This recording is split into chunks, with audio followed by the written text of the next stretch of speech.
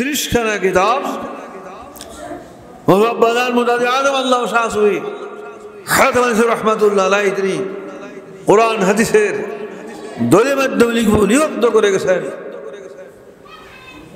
সমগ্র বাংলাদেশ যতগুলি পূর্ণাঙ্গ যিনি প্রচার তাছাড়াও শিক্ষার মাদ্রাসা বা কেন্দ্র আছে তাছাড়া শিক্ষার্থী প্রত্যেকের শিক্ষার উদ্দেশ্যে বাধ্যতামূলক পাঠ্য। যেমন আপনি এই যে শরীয়ত কিতাব, তাসাউফের কিতাব, ইজহার, তাবলীগ কিতাব ইত্যাদি যাদের নাই, বেশিরভাগ কিতাবই আপনার সুন্দরভাবে ছাপানো আছে, যাদের সংগ্রহ তারা সংগ্রহ করে নেবেন। কারণ ইলম শিক্ষার জন্য শিক্ষক লাগে, শিক্ষার্থী ছাত্র লাগে এবং কিতাব লাগে। শিক্ষক আছে,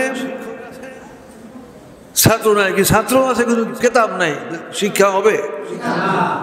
যে কোনো স্কুল মাদ্রাসায় আপনার শিক্ষার জন্য শিক্ষক লাগবে, পাঠ্যপুস্তক লাগবে, ছাত্র লাগবে। তো আপনার প্রচলিত মাদ্রাসায় বা স্কুল কলেজে আপনার সবাই বুঝে, কিন্তু ওয়াজ মাহফিলে বিরানা দরবারে আপনার যে পড়াশোনা করে আসতে হয়, শিক্ষায় আসতে হয়, এই ধ্যান খেয়াল আছে? দোয়ার মাহফিল, কেসা কাহিনীর মাহফিল, সব আছে ইত্যাদি মানুষের চিন্তার মধ্যে আছে। তো আপনার শরীয়ত কিতাবে 40 প্রকার মৌলিক মাসলা বর্ণনা আছে। প্রথম তো 4টা ভাগ: ইবাদত, মুআমালাত, মুহলিকাত, দুনিয়া। ইবাদতের 10 ভাগ, তার প্রথম ভাগ হলো ইলম। মুআমালাতের 10 ভাগ, তার প্রথম হলো খানাপিনা। মুহলিকাতের 10 ভাগ, তার প্রথম হলো কিবর বর্ণনা। মুনজিয়াতের 10 ভাগ হলো তাওবার বর্ণনা।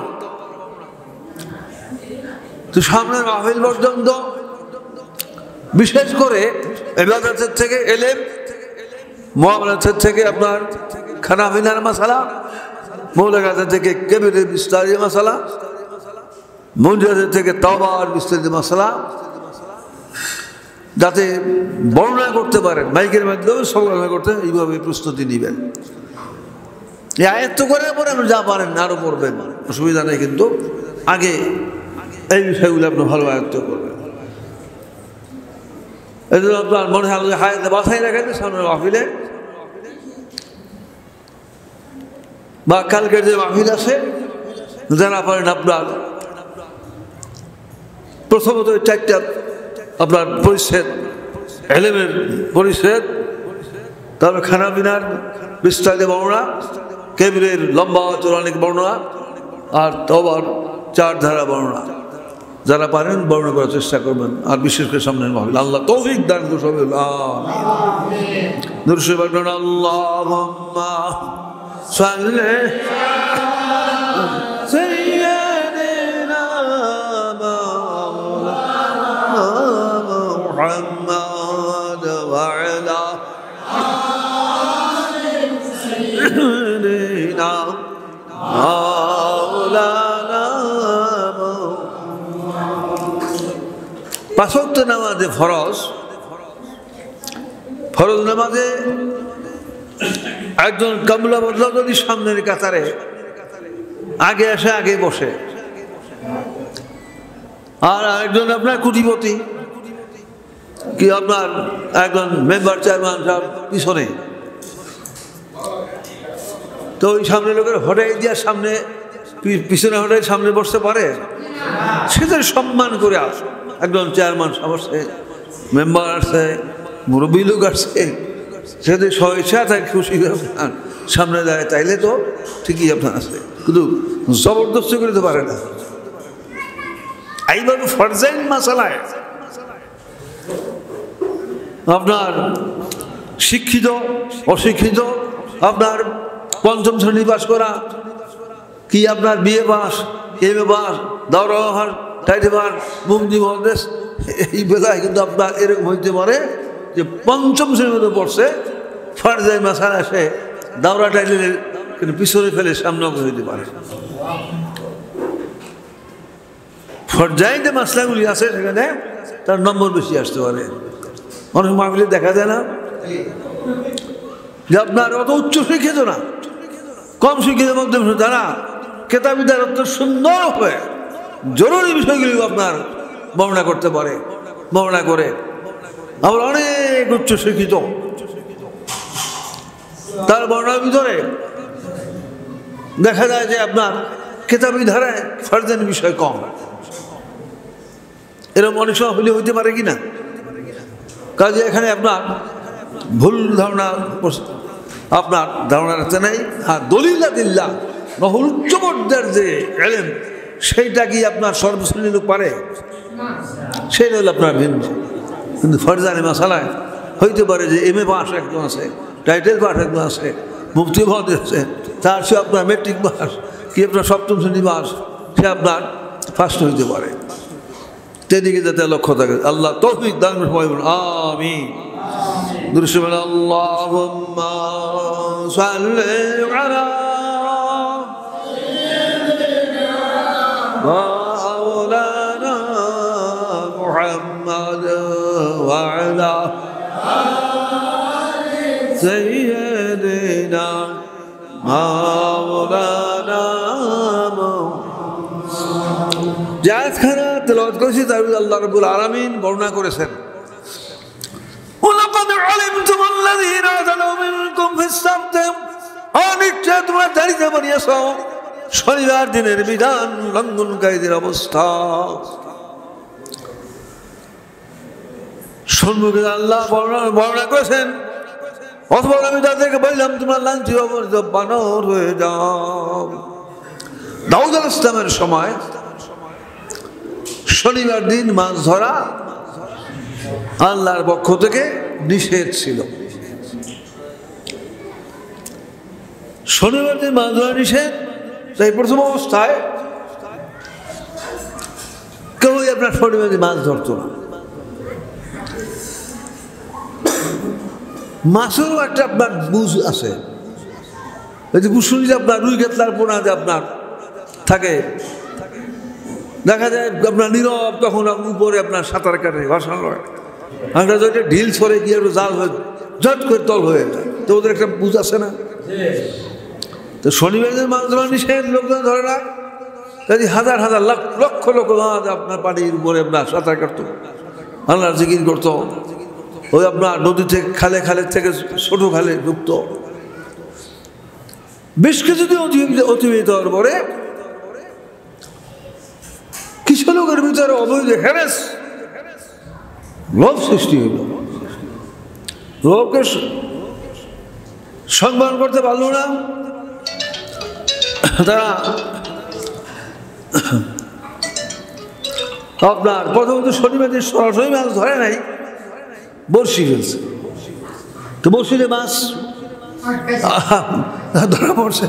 ওদের কথা শনিবার দিন মাছ আয়ের মধ্যে আটকা পড়ে, আমরা তো তুলি না, রবিবার সময় একটা হিলা না ধোঁকাবাজি।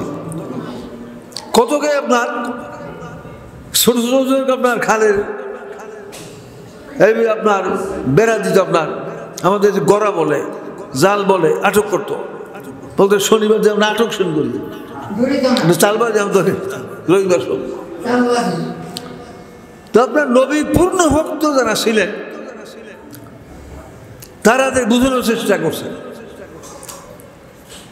নিষেধ, কিন্তু তারা নিষেধ মানে নাই। কিছুদিন পরে তাদের সাহস আরো বৃদ্ধি পেল, দেখে কোনো বালাগত নাজিল হয় না, একবার শনিবার দিন প্রকাশ্যভাবেই মাছ ধরা শুরু করল। তো নবীর পূর্ণ ভক্ত যারা ছিলেন তারা চিন্তা করলেন, পয়গম্বর তো আল্লাহর পক্ষ থেকে সাবধান করে দিয়েছেন, জানাই দিয়েছেন যে শনিবার দিনে বিধান লঙ্ঘন করলে যেখানে মুহূর্তে আল্লাহর পক্ষ থেকে গজব নাজিল হইতে পারে। তা আমরা যদি এর সাথে একত্রে থাকি, হয়তো আল্লাহর গজব, আমরাও গজপতিটা ধ্বংস হয়ে যাব। তখন তার সমাজ আলাদা করে একেবারে দেওয়াল তৈরি করে ফেলল। তো একদিকে ছিল ৫৮,০০০ লোক, আর এদিকে ছিল ১২,০০০ লোক। ৫৮,০০০ লোক সংখ্যা বেশি না, সংখ্যাটা কেতাবে বিভিন্ন বর্ণনা আছে। তো আপনার তারা হাসি ঠাট্টা করতে লাগলো, অনেক মন্তব্য করতে লাগলো,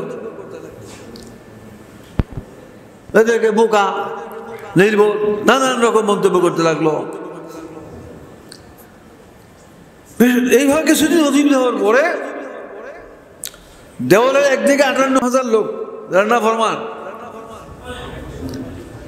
প্রত্যেকদিন সকালবেলা 58,000 লোকের একটা শোরগোল আছে না, এটা আপনার শুনতে পাইতো। ওই ঘুমাতে উঠে দেখেছে দেওয়াল ওই পাশে 58,000 লোক, মানুষের কোনো আওয়াজ নাই। কি ব্যাপার? তখন দেওয়ালে উঠে দেখে ফাকুলনা লাহুম কুনু কিরাদাতান খাসিন। আল্লাহ রাব্বুল ঘোষণা করেছেন, অথবা আমি আল্লাহ রাব্বুল আলামিন তাদেরকে বললাম তোমরা লাঞ্ছিত অবৈধ বানর হয়ে যাও। সব আল্লাহর গজবে বানর হয়ে গেছে। জোরে নাউযু বিল্লাহ।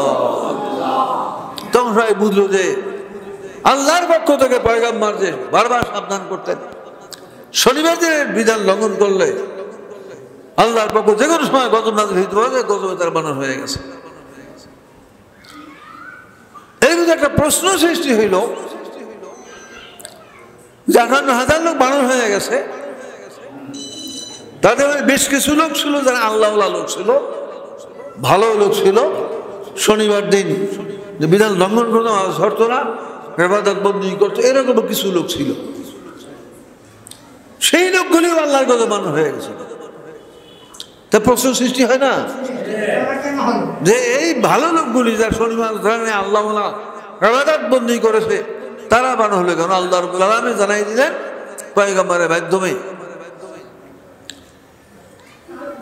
যদিও তারা আমলদার ছিল, শনিবার মাছ ধরে নাই, ইবাদত করতো, কিন্তু তারা অন্যায় কাজটা করতো, ভুলেছিল,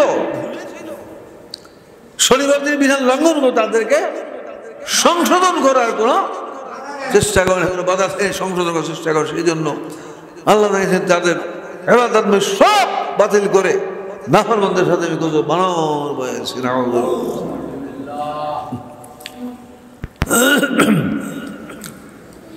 তাহলে 40 প্রকার মৌলিক মাসাল নিয়ে হলো সত্যিকার দিন, পূর্ণাঙ্গ দিন। তার মধ্যে এক ভাগ হলো খানা পিনা। 40 ভাগে এক ভাগ খানা পিনা না?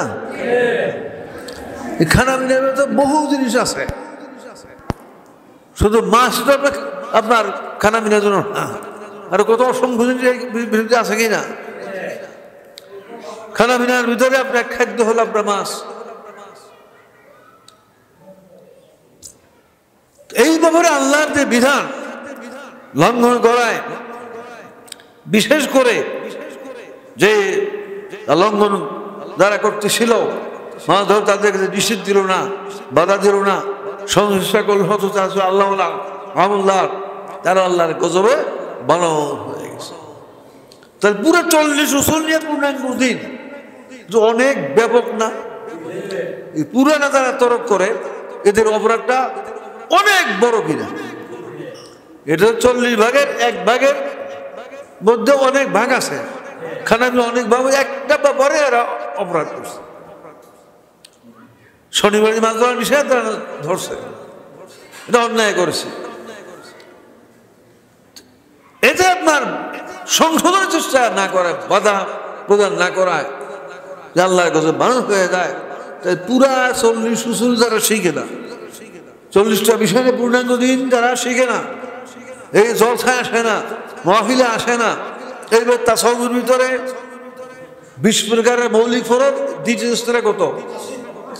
80 প্রকারের ফরজ। তা 80 প্রকারের ফরজ মাসলা শিক্ষা যদি আপনার তালিম জলসা আসে না, বাৎসরিক মাহফিলে আসে না, আপনার 6 মাসিক মাহফিলে আসে না, তো তাদের অপরাধটা অনেক অনেক গুণে বড় কিনা।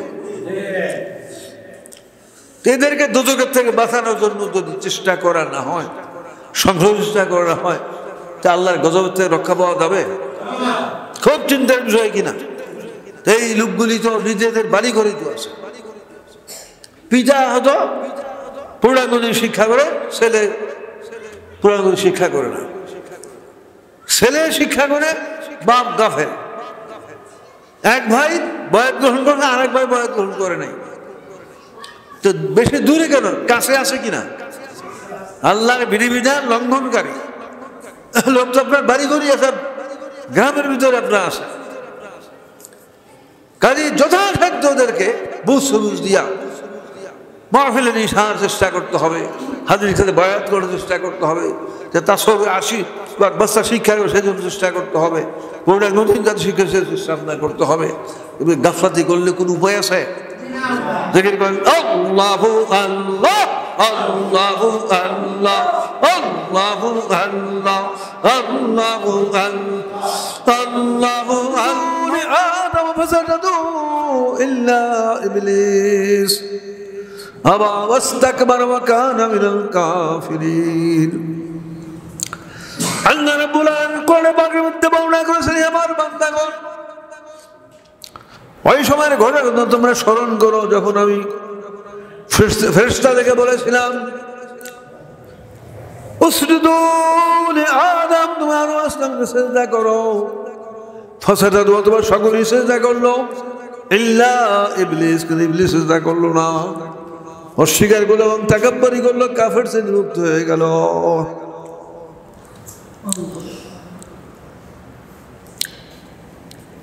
তো কোটি কোটি বছর বয়সের ফেরেশতা, এমনি 6 লক্ষ বছর আবেদ, জিবরাইল মিকাইল আরো লাখো লাখো কোটি কোটি, আল্লাহ রাব্বুল আলামিন জানেন। তো আল্লাহর ইবাদত বন্দি করে তারা আসছেন। আল্লাহ হুকুম করেছে আদম সিজদা করার জন্য। এর পিছনে রহস্য কি, কারণটা কি?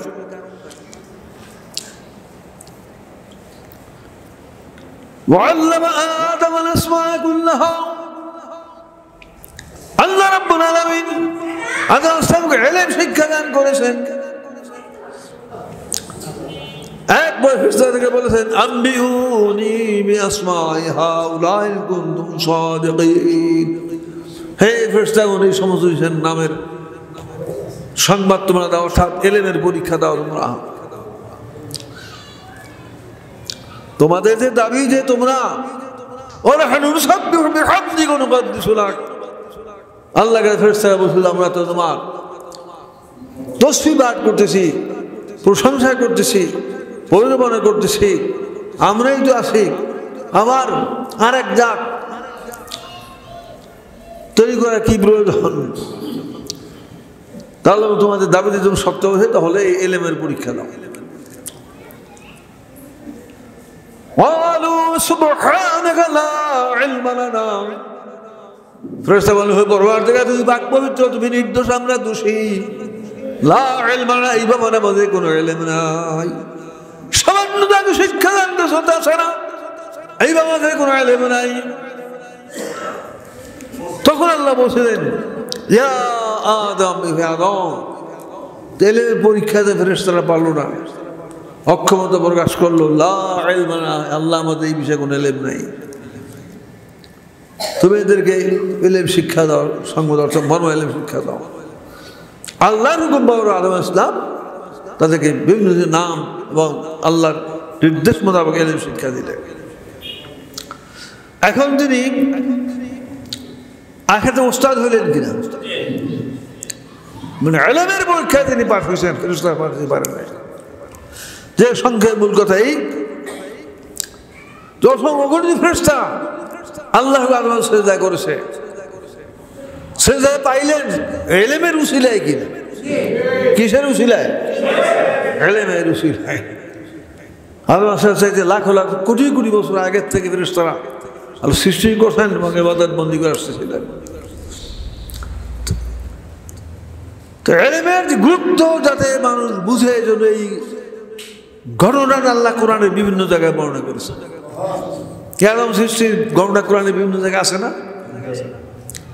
প্রথম পরে আছে, অন্যান্য জায়গায় আপনার আছে, যাতে কিয়ামত বিশ্ব মানব তারা ইলমের যে কত ফজিলত, কত গুরুত্ব, এটা যাতে আপনার ঠিকভাবে বুঝতে হয়। জন্য ঘটনা আল্লাহ ঘটেছেন এবং আল্লাহ কোরআনের পাকের মধ্যে বর্ণনা করেছেন। দুরূদ শরীফ আল্লাহুম্মা সাল্লি আলা মাওলানা মুহাম্মাদ ওয়া আলি সাইয়্যিদিনা মাওলানা।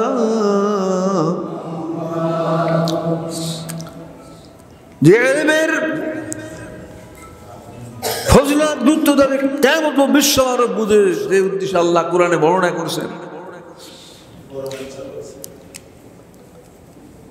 এবং কাজের দ্বারা দেখা দিচ্ছেন যে লাখো লাখ কোটি কোটি বছর ইবাদত বন্দী আপনার করে ফেরেশতা তারা আল্লাহ আদম ইসলাম সিজদা করেছে, তিনি ফেরেশতাদের সম্মান সিজদা পাইলেন ইলমের উসিলায়। যে উদ্দেশ্য আল্লাহ এই আয়াত নাযিল করে ঘটনা ঘটাইলেন, করে বর্ণনা করলেন, এই উদ্দেশ্য মোতাবেক বিশ্বমানব আসে, ইলম শিখে, ইলমের ধারে কাছে আসে, ইলমের ধারে কাছে নাই।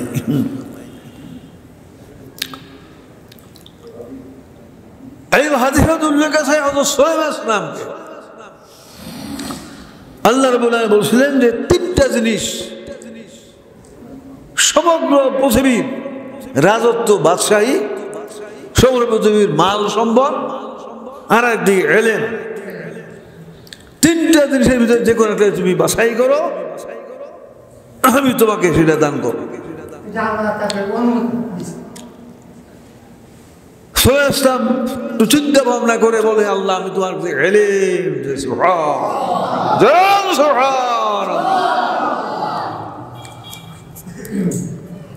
তো সমগ্র পৃথিবীর রাজত্বের আশ্বাস পেয়েছিলেন, সারা পর্যন্ত ধন সম্পদ আশ্বাস পেয়েছিলেন, পরে আল্লাহ দান করে, কিন্তু আগে এই যে ত্যাগ স্বীকার করছেন কিনা, ইলমের জন্য এই আশা বাদ দিয়েছিলেন না, আল্লাহ খুশি হয়ে সব প্রদান করছেন।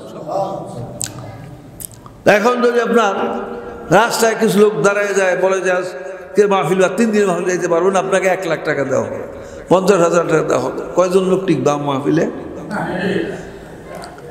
বিশাল মাহফিল ইন্তজাম করলে, বিজ্ঞান পুরস্কার চাপাইলেন, আর এদিকে জায়গায় দেখছিল দাঁড়াই গেল, যারা না যাবে এই যে মাহফিল এদেরকে 1 লাখ টাকা আপনার, যারা না বুঝে এরকম লোক পাওয়া যাবে। অথচ সুলাইমান ইসলাম কত বড় ত্যাগ স্বীকার করেছে, সারা পৃথিবীর রাজত্ব, সমগ্র পৃথিবীর ধন সম্পদ, এ আশা বাদ দিয়েছিলেন কিনা? কিন্তু তা নিজের বাছাই, যে ইলম আপনি বাছাই করেন, তা আল্লাহ খুশি হয়ে রাজত্ব দান করছেন, মালও দান করছেন। তা আল্লাহর কাছে ইলমের মর্যাদা কতখানি, কল্পনার বাহিরে কিনা, ইলমের গুরুত্ব মর্যাদা আল্লাহর কাছে কতখানি। দুরূদ শরীফ আল্লাহুম্মা সাল্লি আলা মাওলানা মুহাম্মাদ ওয়া আলা আলি সাইয়্যিদিনা মাওলানা। হযরত বরবীর আব্দুল কাদের জিলানী রাহমাতুল্লাহ আলাইহির জীবনের ভিতরে একটা শিক্ষামূলক ঘটনা আছে। একবার তিনি দেখতে পেলেন যে আকাশের দিক থেকে নিচের দিকে আলো আসতেছে, যত নিচের দিকে আসে তত প্রশস্ত হয়ে যায়, সরে একবার সেখান থেকে আওয়াজ আসলো, হে আব্দুল কাদের জিলানী, তুমি জীবনের আরামকে হারাম করে আমি আল্লাহর ইবাদত বন্দেগীর ভিতরে রত হয়েছ, ইবাদত বন্দেগী তুমি কত কষ্ট করে করতেছ, তাই আমি আল্লাহ রাব্বুল আলামিন তোমার ইবাদত বন্দেগীতে খুশি হয়ে সন্তোষে আসমান থেকে চলে এসেছি, তোমাকে সুসংবাদ প্রদান করতেছি, ভবিষ্যতে তোমার ইবাদত বন্দেগীর নামাজ কোনো কষ্ট করে করতে হবে না, শরীরের দাঁতের বার হয়ে গেছো, মাঝে মধ্যে শুধু জিকির মোরাগা করলেই চলবে। তো আমি আল্লাহ রাব্বুল আলামিন আসমান থেকে এসেছি, তোমাকে সুসংবাদ প্রদান করলাম, তোমার এখানে দায়িত্ব কর্তব্য আছে, তাহলে আমি আল্লাহকে সেজদা করো। প্রথম দিকে তো খুব খুশি হয়েছিল, কিন্তু যখন এই কথা বলছে যে তুমি শরীয়তের দ্বারা পার হয়ে গেছো, ভবিষ্যতে তোমার আর ইবাদত বন্দেগীর কষ্ট করতে হবে না, আমি আল্লাহ আমাকে সেজদা করব। হঠাৎ করে তার অন্তরটা ধাক্কা লাগছে। এই কথা সম্পূর্ণ কোরআন হাদিসের খেলাফ। আল্লাহর আইনে নবী পয়গম্বর হইল, আল্লাহর আইন কানুন বিধিবিধান ইবাদত বন্দেগী করতে হবে না। একমাত্র পাগল যদি হয়, বেহুশ যদি হয়, তাহলে এদের জন্য কোনো নামাজ বন্দেগী আছে? পাগল না হয়, বেহুশ না হয়, তাহলে যত বড় আল্লাহ হক নবী পয়গম্বর তার শরীয়তের বিধান পালন করতে হবে, আল্লাহর পক্ষের বিধান নির্দেশ। তা আমি তো পাগল না, বেহুশ না, আমাকে বলতে আমার সামনে দিকে আর ইবাদত করতে হবে না, সব কোরআনের খেলাফ। শয়তান আমাকে ধ্বংস করার জন্য আসছে, একটা ধমক দিলেন, পাগল হতে এখান থেকে, লা হাওলা ওয়ালা কুওয়াতা ইল্লা বিল্লাহিল আলিয়্যিল আযীম। কোথায় খোদাই এক চিৎকার দিয়ে দৌড়, আকাশ মধ্যে দৌড়ে শুয়ে বলতে বলতে গেলাম, আব্দুল কাদের জিলানী, আজকে আমি তোমার কাছে পরাস্ত হইলাম। আমি এইভাবে বিভিন্ন কায়দা কৌশলের শত সহস্র দরবারদেরকে আমি বেঈমান করেছি, গমরা করেছি, শয়তানকে সেজদা করে কিছু থাকতো সব সব। তোমার মধ্যে রয়েছে ইলম, কোরআনের ইলম না থাকতো তাহলে আজকে যে পন্থা কৌশল অবলম্বন করে তোমার ঈমান রক্ষার উপায় ছিল না। তিনি বললেন আল্লাহ আমাকে রক্ষা করলেন ইলমুল সিলাহ সুবহান। সঙ্গে ইলমটা যদি না থাকতো তাহলে উপায় ছিল তবে ইলমে না দেওয়া খোদার না, ইলম ছাড়া আল্লাহকেও চিনে আপনার দেয় না। প্রকাশ্য দেখছে আসমান থেকে আলো আসতেছে, যতই নিচে ততই প্রশস্ত হয়ে যায়, সরা হয়ে যায়, সেখান থেকে ঘোষণা আসছে ইন্ডিয়ান আল্লাহ, নিশ্চয় আমি আল্লাহ, আমি লাঞ্চার গোবর শোনাই, আমি আল্লাহর ইবাদত। এই কথাগুলো আমরা আগে বলছি। তোমার জীবনে আরামকে হারাম করে আমার ইবাদত বন্দেগীতে তুমি রত হয়েছো, কত কষ্ট করে তুমি করতেছো ইবাদত বন্দেগী নিয়ে, আমি আল্লাহ তোমাকে সুসংবাদ করতেছি। আর তোমার এই ইবাদত বন্দেগী কোনো কষ্ট করে করতে হবে না, শরীয়তের দরজা বার হয়ে গেছো, মাঝে মধ্যে সুযোগ করলেই চলবে। তবে যদি আমি আল্লাহ আসছি সুসংবাদ প্রদান করার কারণে আমি জন্য তোমার করতে, আমি আল্লাহকে সেজদা করব। তো ইলম না থাকলে আপনার কয়জন লোক রক্ষা পাবে? এই অবস্থায় কয়টা লোক আপনার ঠিক থাকতে হবে যে এই বিষয়ে সঠিক আপনার ইলম আপনার না থাকে। ইলম আপনার অনেক সুনির্ভর করে। দুরূদ শরীফ আল্লাহুম্মা সাল্লি আলা মাওলানা মুহাম্মাদ ওয়া আলি সাইয়্যিদিনা মাওলানা।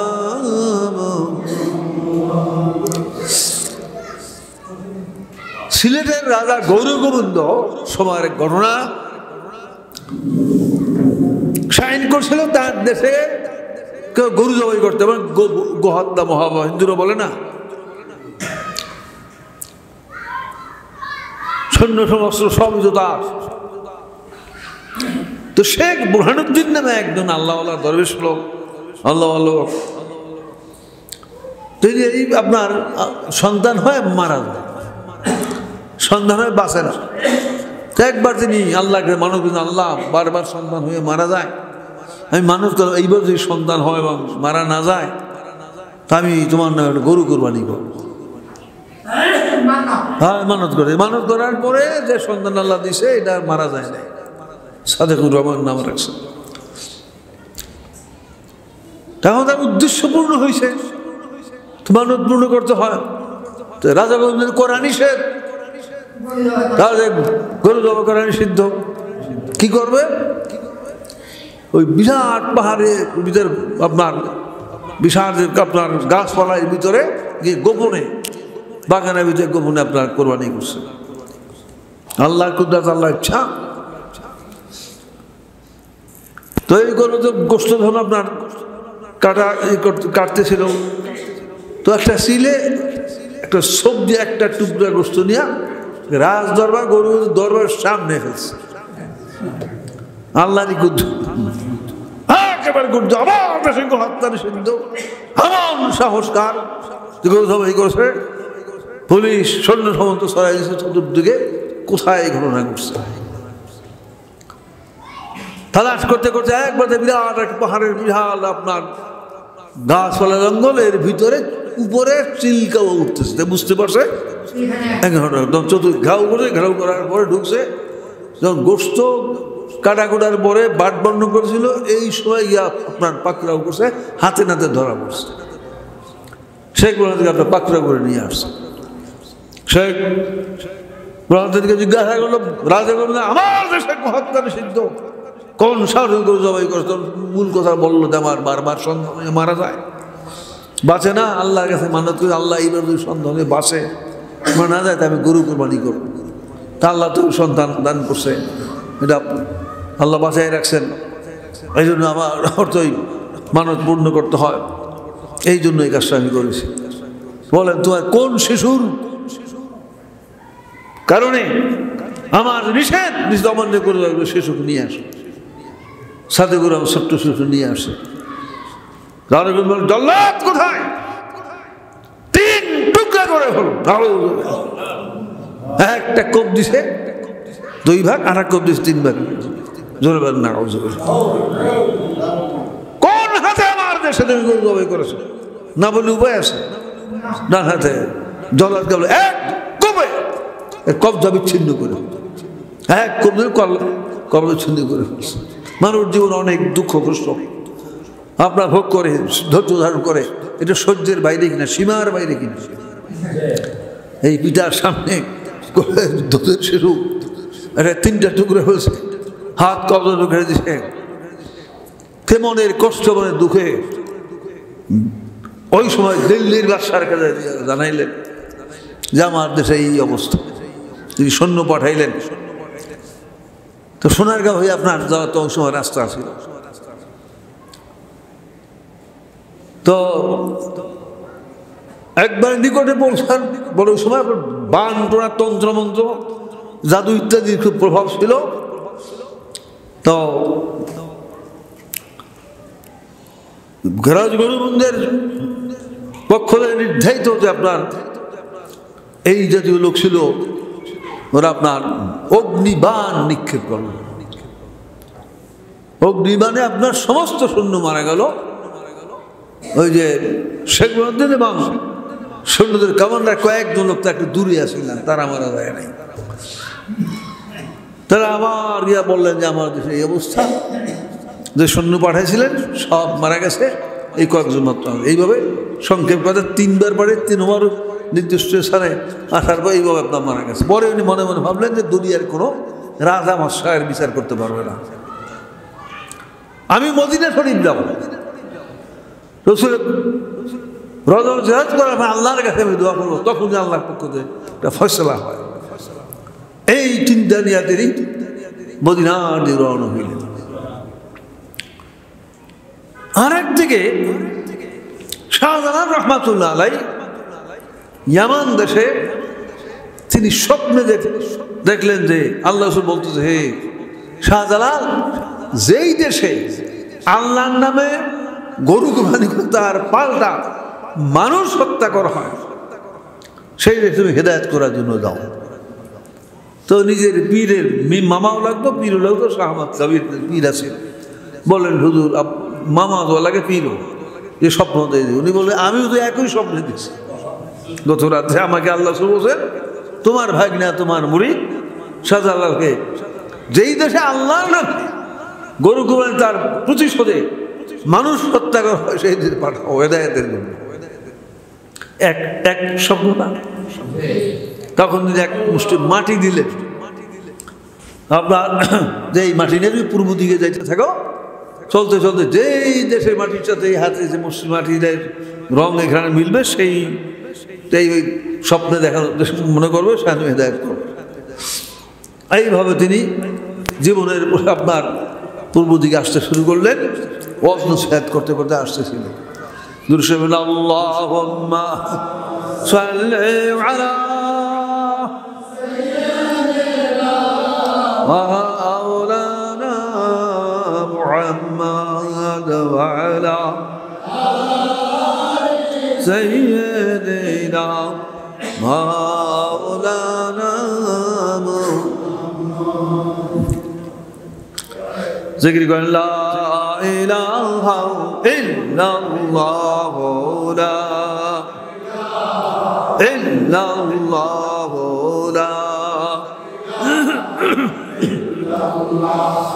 লা ইলাহা ইল্লাল্লাহ মুহাম্মাদুর রাসূলুল্লাহ সাল্লাল্লাহু আলাইহি ওয়াসাল্লাম। চিরদিনের মনে শ্যামান দাস ত্যাগ করে বাংলাদেশের দিকে রওনা হয়েছেন। তো ইসলাম প্রচার করতে করতে ওয়াজ-নসিহত করতে করতে আসছিল, তাতে দলে দলে লোক ইসলাম কবুল করতেছিল, মুরিদ বয়াত হইতেছিল। ওই বছর তার বিরুদ্ধে যে নাকে চালেন মাসলা কবুলে পরিবর্তনকারী, এমন দেখে বাচ্চার কাছে রটনা করলো যে এটা তার একটা কৌশল। তার যখন অসংখ্য গড় তুলুন তার শিশু হবে, মরিদ হবে, তখন সে আপনার রাজগদি দখল করবে। এই নাকেশরা শত্রুরা তার কানে কথা লাগাই, তখন সিদ্ধার মধ্যে পড়ে গেলেন। একদল লোক পাঠাইলেও তাকে দাওয়াত করার জন্য, যদি দাওয়াত কবুল করে যে কোনো কায়দা তাকে হত্যা করে, আর যদি দাওয়াত কবুল না করে সাধারণ রহমতুল্লাহ আলাইহি, তাহলে কি করে তারা গোপন পরামর্শ করছে, এক গ্লাস শরবত দিছে, এমন শরবত এমন বিষ মিশ্র দিছিল, পান করা লাগতো নাকের কাছে ঘ্রাণ নিলেই মারা যায়, এরকম বিষ মিশ্র ছিল।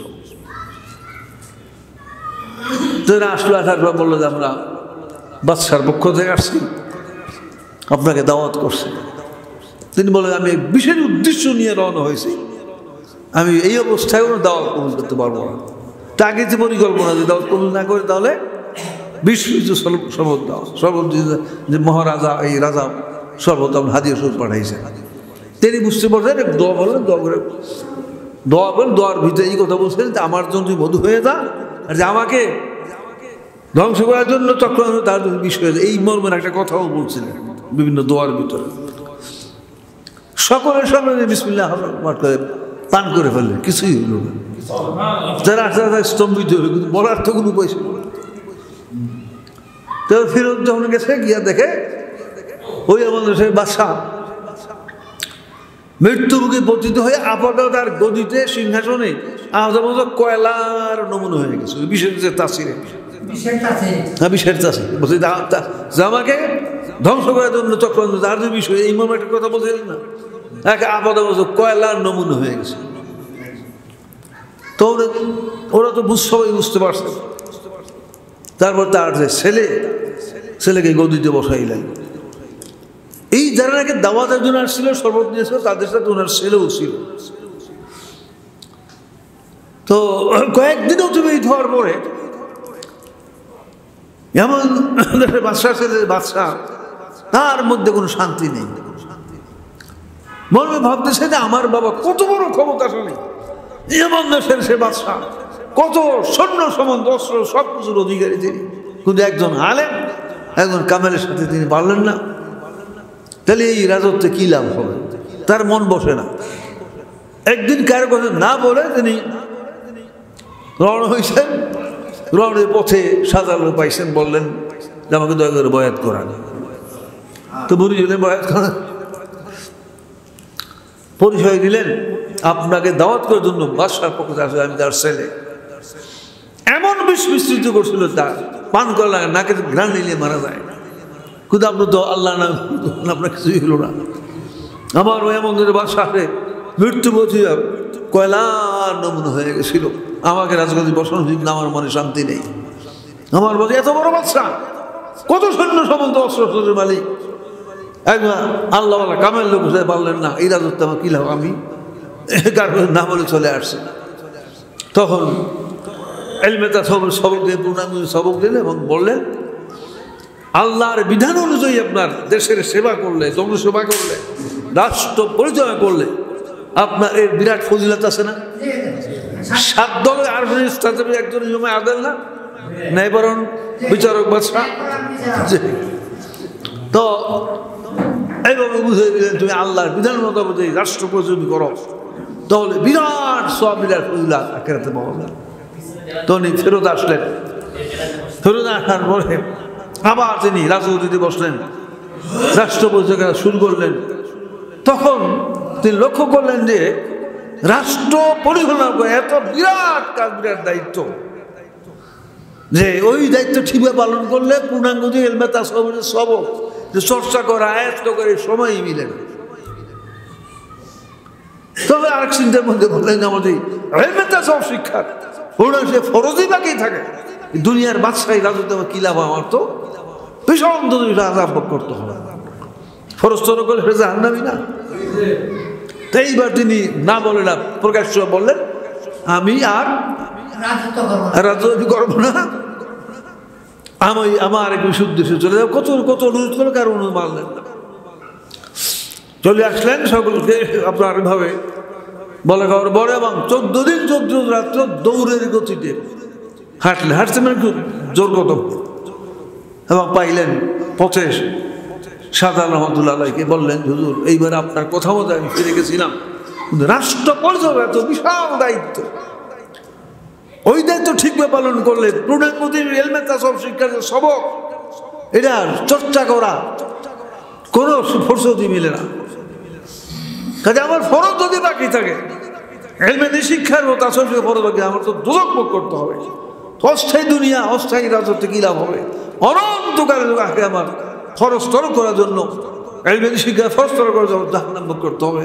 হুজুর আমার অনুরোধ, কান্নাকাটি শুধু বললেন আমাকে এইবার ফেরত দিবেন না, আমার আবেদন আপনি আমার সাথে রাখবেন।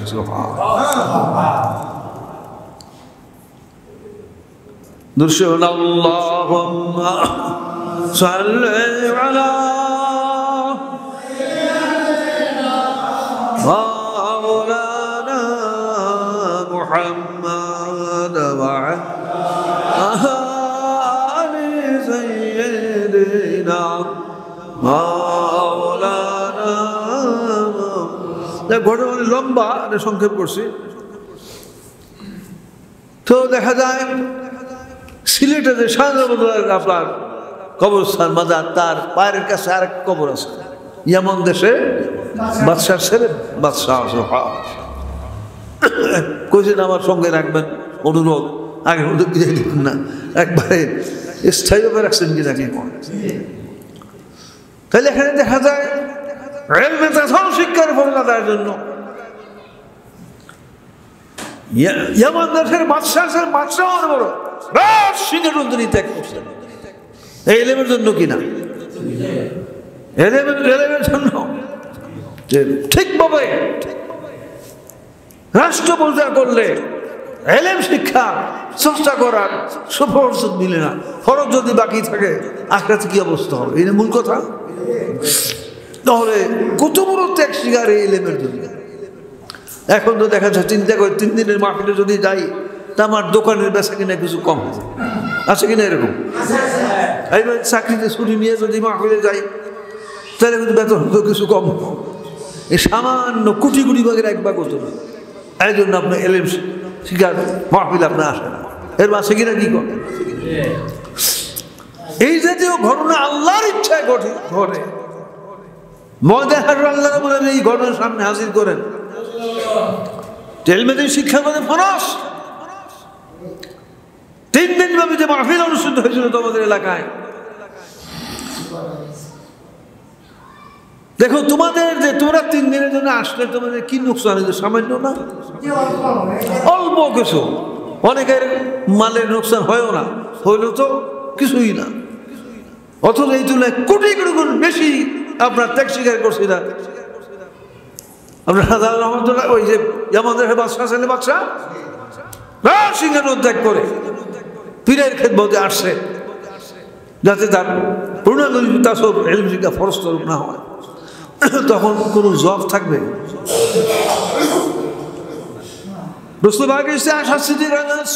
তিনি 6 লক্ষ হাদিস মুখস্থ করেছেন,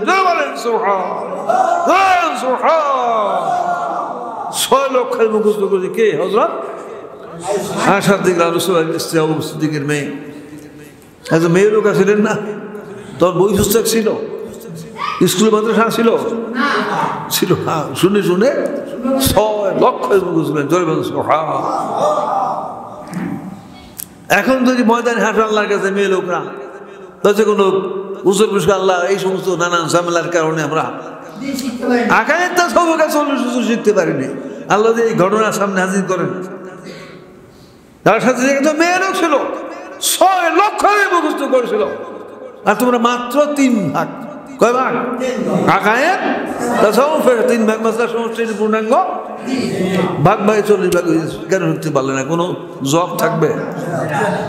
তাদের সব বিষয় বিশেষ সতর্ক, বিশেষ সাবধান হওয়া প্রয়োজন।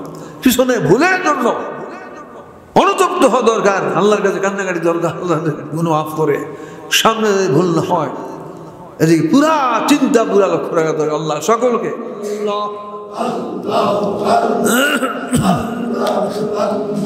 লা ইলাহা ইল্লাল্লাহু মুহাম্মাদুর রাসূলুল্লাহ সাল্লাল্লাহু আলাইহি ওয়াসাল্লাম আমাদের মাযহাবের ইমাম আযম আবু হানিফা এই মাযহাবে তিনি যত মুরিদ শায়খের সবচেয়ে বড় ছিলেন 2 জন, ইমাম আবু ইউসুফ রাহমাতুল্লাহ আলাইহি আর ইমাম মুহাম্মদ রাহমাতুল্লাহ আলাইহি, 2 জন সবচেয়ে বড় খলিফা। ইমাম মুহাম্মদ রাহমাতুল্লাহ আলাইহি এই তালিবি জলসায় উপস্থিত ছিলেন। এই সময় তার কাছে সংবাদ আসছে যে আপনার ছেলে মারা গেছে, ইন্তেকাল করছে। তখন তিনি বললেন যে আমি গেলে তোর ছেলেকে পাবো না, তো আল্লাহ নিয়ে গেছে। তো আমি যেহেতু এটার গার্জিয়ান, আমার তো দায়িত্ব, আমি এজাজত দিয়ে দিলাম, তোমরা তার গোসল কাফন দম জানাজার দায়িত্বের কাজ সমাধান। তো কেউ জিজ্ঞাসা করছে পরবর্তী সময় ছেলে মারা গেল, আপনি সেখানে গেলেন, বললেন যে আমার এলিমের যে চর্চা সবক, এই আমি জলসায় ছিলাম, এই সবকটা তো ছুটে দিত আমার। দেখেন এলিমের কতখানি মোহাম্মত, কতখানি আপনার এলিমের জন্য আপনার এশক ছিল, আশেক দমনা ছিলেন। এর আরো 17 বছর আছে। যাই হোক, এর থেকে উপদেশ গ্রহণ করতে হবে। জি দুরূদ আল্লাহুম্মা সাল্লি আলা মাওলানা মুহাম্মাদ ওয়া আলি সাইয়্যিদিনা মাওলানা। অস্থায়ী দুনিয়ার অস্থায়ী উন্নতির জন্য মানুষ দুনিয়ার বিদ্যা শিক্ষা আপনার করে, এজন্য কত হাজার হাজার, বর্তমানে লক্ষ লক্ষ টাকা ব্যয় করে কিনা, কিন্তু অনন্তকালের আখিরাত আপনার লাখ বছর বলে হবে না, কোটি কোটি বছর অতিবাহিত হইলে আখিরাতের মৃত্যু হবে। কোটি কোটি বছর ধরে আখিরাতের মৃত্যু মানে অনন্তকাল আখিরাতের মহামুক্তির জন্য ইলমে দ্বীন শিক্ষা করা কি? ইলমে দ্বীন শিক্ষা করা, ইলমে দ্বীন শিক্ষা করা, ইলমে তাসাউফ শিক্ষা করা। তো আপনার প্রথম প্যারাগ্রাফের মধ্যে উল্লেখ আছে ইলম 2 প্রকার, দুনিয়াবি ইলম এবং দ্বীনি ইলম। দুনিয়াবি ইলম শিক্ষা না করলে ইহু জগতের উন্নতি হাসিল হয়, আর দ্বীনের শিক্ষা না করলে ভেস্তুদান হাসিল হবে না। দুনিয়াবি ইলম শিক্ষা না করলে দুনিয়া হয় না তা না। দুনিয়াতে যে একটা বিদ্যা থাকলে যে আলাদা মর্যাদা, আলাদা সম্মান, এটা হয় না। অনেক মূর্খ লোক ধনী আছে না, কিন্তু এলম থাকলে, বিদ্যা থাকলে যে একটা আলাদা পজিশন সম্মান, সেটা থাকে না। কিন্তু ইলমে দ্বীন এরকম না যে ইলমে দ্বীন শিক্ষা না করলে বড় বেস্ত মিলবে না, ছোট বেস্ত মিলবে না, বেস্তই পাবে না। ইলমে দ্বীন শিক্ষা না করলে বেস্তুদান পাবে। সরঞ্জামে জাহেলে জাহান্নাম হুয়া, সরঞ্জামে জাহেলে জাহান্নাম হুয়া কে জাহেল নো এক ওয়াব এবাদ নবুয়া। সরঞ্জামে জাহেলে জাহান্নাম হুয়া, দেখবে যে পূর্ণাঙ্গ দিন সম্পর্কে আকায়েদ তাসাউফ সম্পর্কে 40 সূত্র সম্পর্কে অজ্ঞ মূর্খ থাকবে, এই ইলম শিক্ষা করবে না, সারাঞ্জামে জাহেলে জাহান্নাম, তার পরিণাম হবে জাহান্নাম, দোজখ। ইলম শিখবে না সম্পর্কে মূর্খ থাকবে, তার পরিণাম কি হবে? বেহেশত না দোজখ। জাহেল নে কো আকিবাত নামওয়াত। ইলম শিক্ষা না করলে ঈমান নিয়ে মৃত্যুবরণ করা কঠিন হয়ে যায়। বিরাট কথা কিনা? علم را هرگز نیابی تارداری ششک سال، علم را هرگز نیابی تارداری ششک سال، حرص گوتا فام کامل جمع خاطر کل حال، خدمت استاد باید ہم سب خانی مدام، لفظ را تحقیق خانی تا شبی مرد کمال، علم را هرگز نیابی تارداری ششک سال। ছয়টা বিশেষ গুণ সেবাত অর্জন না করবেন তো সত্যিকারে উপকারী ইলম হাসিল হবে না।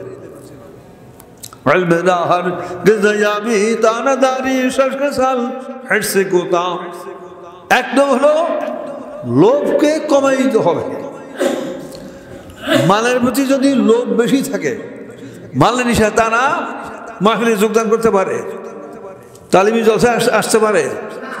অনেক ছাত্র দেখবেন আপনার ক্লাস চালু, স্কুল মাদ্রাসায় মামু খালুবি আপনার বেড়ায় মজা খায়, পড়া নষ্ট হয় না। এই যে আপনার ক্লাস চালু, এই অবস্থা যদি লোক সংগ্রহ করতে না পারে, তাহলে তো আপনার ক্লাস বাদ দিয়ে আপনার মজা খাইতে পারবে, আপনার মস্ত বড় ক্ষতি হয় কিনা। এইবার ফরজানের ব্যাপারে একই কথা, আপনার এই 3 দিনের জন্য জীবন অক্ষ করি, তা আমার দোকানদারি, আমার বেচা কিনে আমাদের ঘাটতি হয়, কি আমার এই চাকরির ভিতরে এই কদিনে বেতন কাটাতে হবে, এরকম আছে কিনা? তো লোভকে সংবরণ করতে হবে, অন্যথায় কিছুটি পুরাপুরি উপকারী হাসিল করতে পারবে না।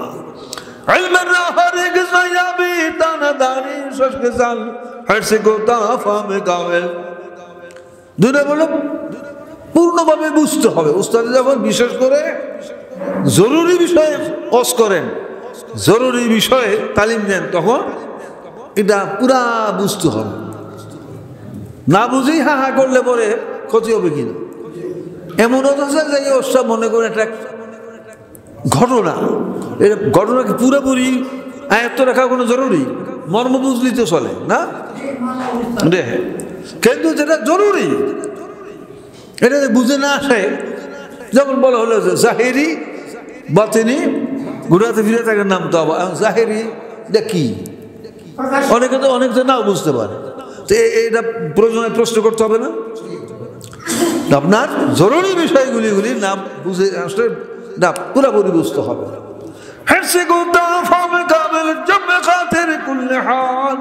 উস্তাদ যখন ওয়াজ করেন, তালিম দেন, তখন সমস্ত ধ্যান কাল চিন্তা বাদ দিয়া ওই উস্তাদি দিকে পূর্ণ ধ্যান রাখতে, উস্তাদি কি বুঝাইতেছেন, কি ওয়াজ করতেছেন, কি তালিম করতেছেন, এখানে অন্য চিন্তা যদি থাকে, অন্যদিকে আপনার যদি মনোযোগ থাকে, তাহলে সে এলেম হাসিল করতে পারবে।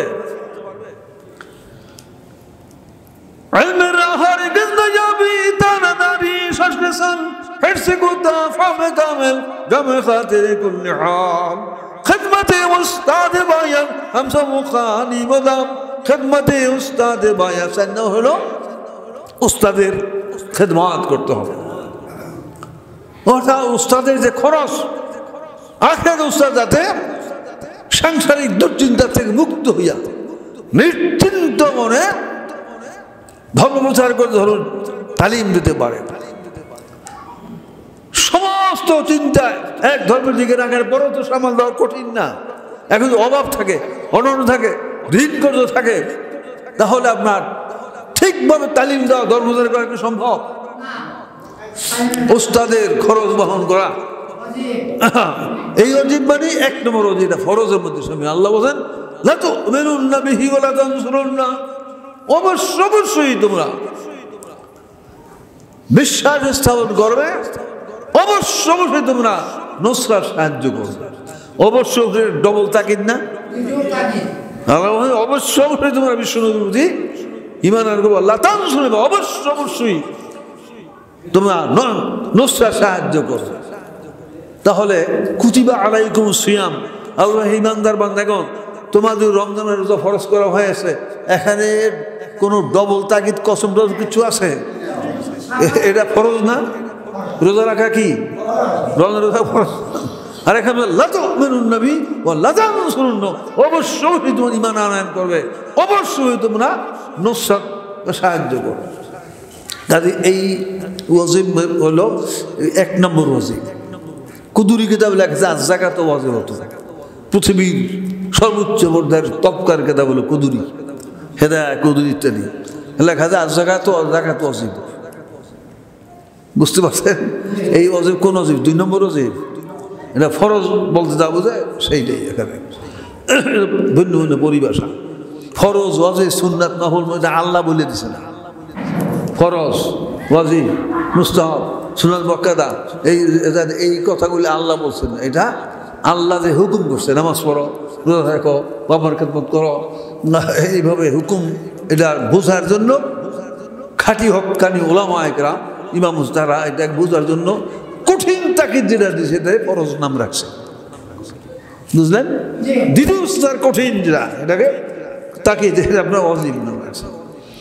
এমন একটা হুকুম যেটা লঙ্ঘন করলে দোজক হবে না, কিন্তু হাসর ময়দানে ধমকান হবে। এর নাম রাখছে সুন্নাতে মুআক্কাদা। সুন্নাত মুআক্কাদা কোনটা? যে দোজক হবে ময়দানে হাসরে ফেরেশতা দৌড়ে নিয়ে যাবে, অপদস্থ। আবার যেটা নাকি মনে করেন পালন করলে সব, না পালন করলে গুনাহ নেই। এটা কি সুন্নাতে জায়েদা মুস্তাহাব, এইভাবে বোঝার সুবিধার জন্য। যাই হোক, দুরূদ শরীফ আল্লাহুম্মা সাল্লি আলা মাওলানা মুহাম্মাদ ওয়া আলি সাইয়্যিদিনা মাওলানা খিদমতে মুস্তাদ মায়াদ হামজা মুখানি বলাম। আর আখের উস্তাদ যে সবক দান করেন এটাকে নিয়মিত সফরের চর্চা রাখতে হবে। এটা নিয়মিত চর্চা না রাখলে এটা স্মরণ থাকবে? কত রকম ঝামেলা, কত ব্যস্ততা থাকে। এই জন্য আপনার বাৎসরিক 3 দিন 6 দিনের জন্য জীবন রক্ষা করতে হয় নিজের এলাকায়, এবং হাজির ডাকে আম মাহফিল, তারপর মাসিক বা সাপ্তাহিক দশায় হাজির থাকতে হয়, দৈনিক নিজেরও আপনার চর্চা করতে হয়। অন্যথায় মনে করেন 6 মাস পরে মাহফিল মনে থাকবে অনেকের, কারোই তো আপনার পুরোপুরি মনে সম্ভব না। এটা যদি কিতাব সামানো না থাকতো না, কয়টা মনে রাখতে পারতেন? ওইটা চর্চা করা লাগে না? খিদমতে মুস্তাদ মায়াদ হামজা মুখানি বলাম লফজরা তাকিখানি তাসবি মরদে কামাল। আর লফজুল মর্মল যে প্রত্যেকটা বিষয় আপনার পূর্ণতাকে তদন্ত করে আপনার পড়াশোনা করতে হবে, তাহলে কামালিয়াত পূর্ণতা অর্জন হবে। সুবহানাল্লাহ। আল্লাহুম্মা সাল্লি আলা মাওলানা মুহাম্মাদ ওয়া আলা সাইয়্যিদিনা মাওলানা। এলিমেন্ট যে বিবরণ, তার ভিতরে আপনার প্যারাগ্রাফ, প্রথম যে প্যারাগ্রাফ আছে তার মধ্যে হলে প্রধান বিষয় হলো 2টা। একটা হলো এলেমের ভাগ বন্টন, দুনিয়ার এলেম আর কি দিনী এলেম, এবং এটা ফলাফল। দুনিয়ার বিদ্যা শিক্ষা না করলে দুনিয়ার উন্নতি হাসিল, আর দিনী শিক্ষা না করলে চিরস্থায়ী আখিরাতে বিশুদ্ধতা নয়। এটা ভাগ বন্টন এবং এটা কি পরিণাম ফল। মানুষ অস্থায়ী জগতের উন্নতি করবে, দুনিয়া মেলে শিক্ষা করে 1000 টাকা ব্যয় করতে রাজি, কিন্তু পরলোক হাসিলের জন্য দিনের শিক্ষা করতে টাকা ব্যয় করতে মোটেই রাজি না। অস্থায়ী জীবন 50-100 বছর বড় মানুষ বাঁচে। এই অস্থায়ী দুনিয়ার অস্থায়ী উন্নতির জন্য একেবারে অনুগ্রহের থেকে আপনার প্রাইমারি স্কুল, হাই স্কুল, বিশ্ববিদ্যালয় ইত্যাদিতে আপনার হাজার হাজার, এটা অনেক আগের লেখা না, এটা তো অনেক আগের, আসলে তো হাজার হাজার বর্তমানে লাখ লাখ টাকা ব্যয় হয় আপনার। আর অনন্তকালের জগৎ আখিরাতের মহামুক্তির জন্য, চিরস্থায়ী আখিরাতের মহামুক্তির জন্য ইলমে শিক্ষা করা কি ফরজ। সেই ইলমে শিক্ষার জন্য টাকা ব্যয় আপনার রাজি না, বেশিরভাগ লোক আপনার রাজি না, ঠিক কিনা কি কর? আখিরাতের ইলমের জন্য টাকা ব্যয় করতে রাজি না। আমাদের এলাকার একজন আপনার ডাক্তারিতে ভর্তি হইতে তার 10 লক্ষ না 12 লক্ষ টাকা লাগবে। আমার হ্যাঁ আত্মীয়, হ্যাঁ আত্মীয়, ওই যে জম্মান হ্যাঁ জানি না আমি, আমার পয়সা যে 10 লক্ষ ভর্তি হইতে লাগবে। আর তেজ গায়ে জানছে কেটুমে আর সে 20 লাখ কোন 18 লাখ দিয়ে ভর্তিটা করেছে, লক্ষ্য করছেন? তাহলে আরও আছে নাকি, বেশিও আছে। তো এই যে আপনার ডাক্তারি বিদ্যার জন্য এইভাবে এটা ফলাফলটা কতদিন? অস্থায়ী দুনিয়া ততদিন না, কিন্তু চিরস্থায়ী আখিরাতের মহামুক্তির জন্য লাগবে ইলমে দ্বীন শিক্ষা করতে হবে। সেই ইলমে দ্বীন শিক্ষার জন্য বেশিরভাগ লোক টাকা পয়সা ব্যয় করতে কি হ্যাঁ আপনার বকিলি করে। এখন এটার পিছনে কারণটা কি? কয়টা কারণ মরহুম হুজুর উল্লেখ করছে? শহীদ কেতাব কয়টা কারণ উল্লেখ হয়েছে? 2টা কারণ উল্লেখ করা হয়েছে। একটা হলো ইলমে দ্বীনের অজ্ঞতা, এর ফজিলত, গুরুত্ব, ফলাফল কি হবে না হবে সম্পর্কে অজ্ঞতা। আর হলো আখিরাতের উপর পরিপূর্ণ ভেষ্ট হাসন মুখে মুখে বলে বাবলাদের শুনে আসছে, কিন্তু আসলে পরিপূর্ণ যদি বিশ্বাস থাকে ভেস্টের মধ্যে দুদকের প্রতি পরকালের মধ্যে হাসন করছে, তারা এ ব্যাপারে আপনার বকিলি করতে পারে? কারণ যে এলেমের উপরে সব কিছু নির্ভর করে। তো প্রশ্ন যদি করা হয় যে অস্থায়ী জীবন, অস্থায়ী দুনিয়ার জন্য দুনিয়ার বিদ্যা শিক্ষা করতে মানুষ হাজার হাজার অগণিত টাকা ব্যয় করতে রাজি, কিন্তু চিরস্থায়ী জগৎ, অনন্তকালের জগৎ, কোটি কোটি বছর যদি আখিরাতের মৃত্যু হবে না, সেই জগতের মহামুক্তির জন্য ইলমে দ্বীন শিক্ষা যে ফরজ, সেজন্য টাকা পয়সা ব্যয় করতে রাজি না, বকিলি করে। এর জন্য মরহুম মুজাহিদ রহমতুল্লাহ নাই শরীর কয়টা কারণ উল্লেখ করছেন? এটা পরীক্ষা প্রশ্ন না, তার পাশ হইতে পারবেন। একটা হলো ইলমে দ্বীনের যে কি গুরুত্ব, কি ফজিলত, এর ফলাফল ইহকালে পরকালে এই সম্পর্কে আপনার অজ্ঞতা, মূর্খতা। আর একটা কারণ হলো পরদত ভাষা বলে বিশ্ব আসলে পরিপূর্ণ বিশ্বাস একই আপনার নাই। এই 2 কারণে এই বকিলিটা করে। তাহলে যারা ইলমে দ্বীন শিক্ষার জন্য ব্যয় করতে রাজি না, এটা আসলে পূর্ণ বিশ্বাস আছে আখিরাতের প্রতি?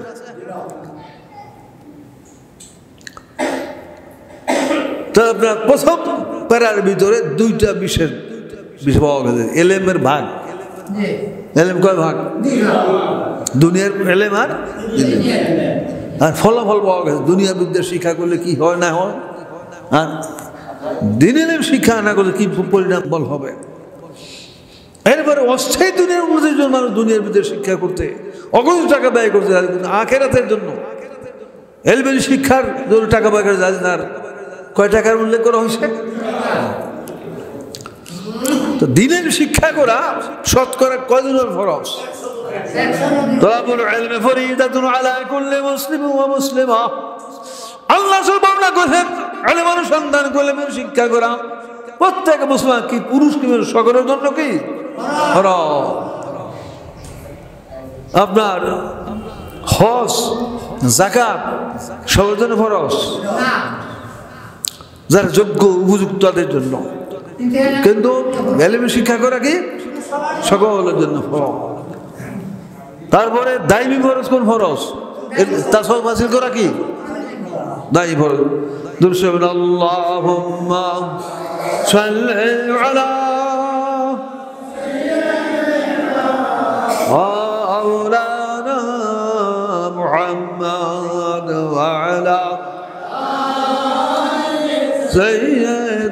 না মাওলানা এর ভাগ বন্টনা জানা আছে ফরজাইন ফরজে কয় মুস্তাহ এলেমের কয় দরজা আবশ্যক পরিমাণ কি ফরজে অন্য উস্তাদ শিক্ষা দেওয়ার জন্য অতিরিক্ত শিক্ষা করা কি ফরজে বিশেষ জ্ঞান লাভ করা কি মুস্তাহাব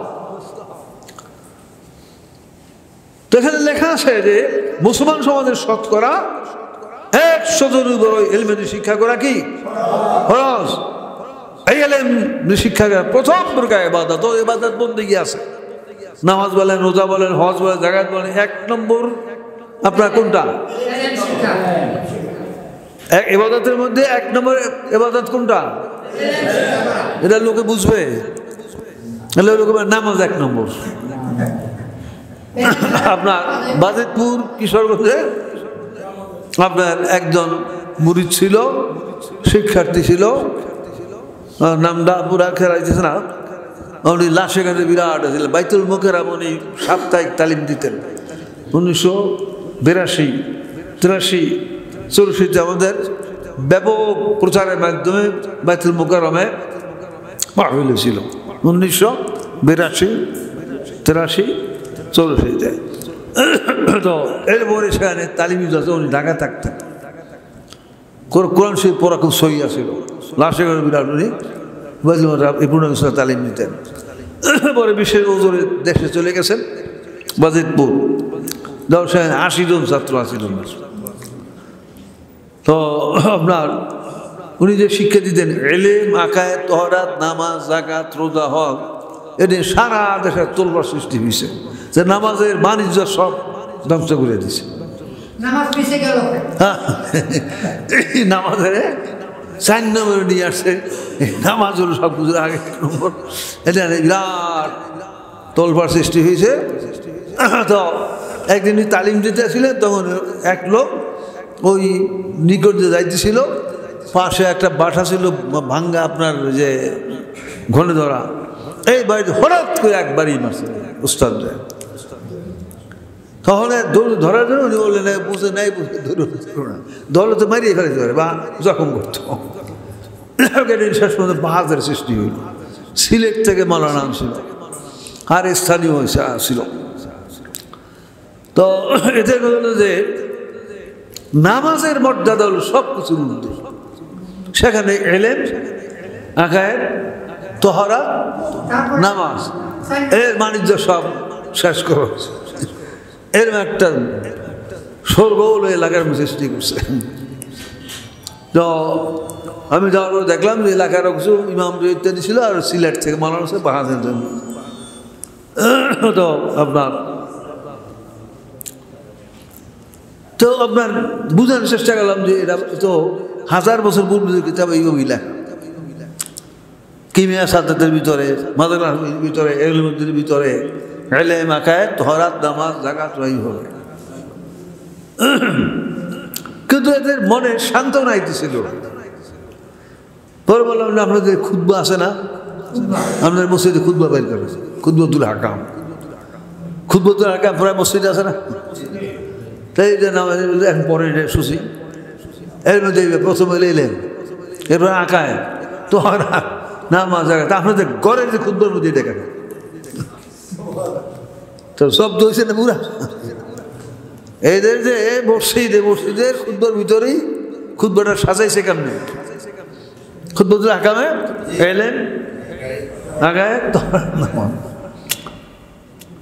দেখে স্তম্ভিত হয়ে গেছে সব ছোট মোটো কিন্তু মনের সান্ত্বনা আসতেছিল না লাজবাব হয়ে গেছে লাজবাব হয়ে গেছে পরে বললাম যে দেখেন আপনার নামাজ আগে না আজান আগে আজান আগে তো নামাজ হলো ফরজ আর আজান কি তো নাকি নামাজের সম্মান নষ্ট হয়ে গেছে নামাজের ইজ্জত তো 4 নম্বর নষ্ট হয়ে যায় তাহলে আজান আগে দেন আজান তো সুন্নাত 1000 লক্ষ সুন্নাত একত্র করলে একটা ফরজের সমান হয়